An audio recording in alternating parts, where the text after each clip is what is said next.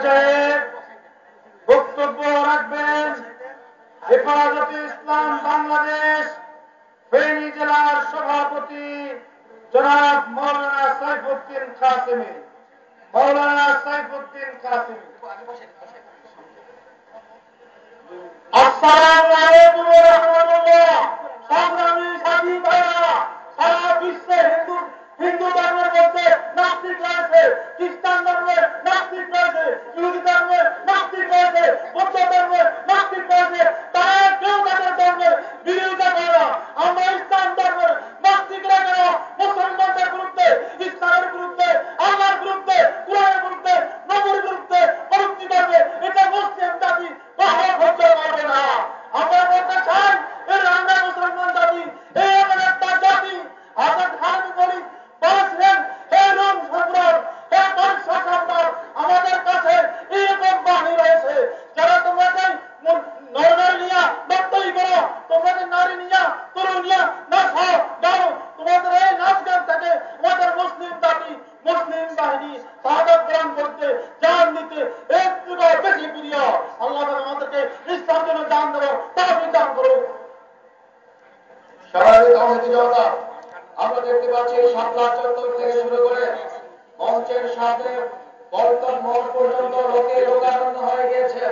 আমরা মিছিলকারীদেরকে অনুরোধ করব, আপনারা কেউ প্রেস ক্লাব পর্যন্ত, পল্টন মোড় ছাড়িয়ে প্রেস ক্লাব পর্যন্ত লোকে লোকারণ্য হয়ে গিয়েছে। যারা মিছিল নিয়ে আসছেন তাদের অনুরোধ করব, যেখানেই জায়গা পাবেন সেখানেই বসে পড়বেন, সামনের দিকে অগ্রসর হবেন না। মঞ্চের সামনে বাদিকে বাইরে অনুরোধ করব, আপনারা বসে পড়ুন, বসে পড়ুন, বসে পড়ুন, আপনারা বসে পড়ুন। আমাদের কত খবর এসছে, ডান দিকে মঞ্চের ডান দিকে ফকিরাপুর পর্যন্ত, বাঁ দিকে ইত্তেফাক মোড় পর্যন্ত লোকে লোকারণ্য হয়ে গিয়েছে। মিছিলকারী ভাইয়েরা সামনের দিকে অগ্রসর হবার চেষ্টা করবেন না, যেখানে খালি জায়গা পাবেন সেখানেই বসে পড়বেন।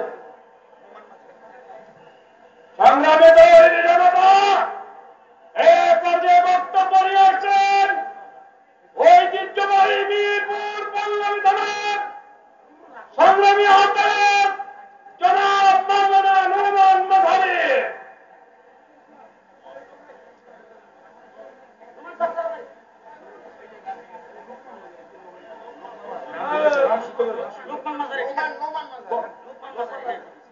বক্তব্য রাখছেন জনাব মাওলানা লোকমান মাঝারি। সংগ্রামী সভাপতি, নেতৃবৃন্দ, সংগ্রামী তাওহীদি জনতা, আল্লামা আহমদ শফিউল হামিদাকে সমগ্র বাংলাদেশ সহ গোটা বিশ্বের 6 কোটি তাওহীদি জনতা সমর্থন জানিয়েছে। এদিকে বাংলাদেশের কয়েকশো নাস্তিক মুরতাদদের হত্যা, অবরোধ, তাদের আন্দোলন সমর্থন জানিয়েছে বাংলাদেশের সরকার।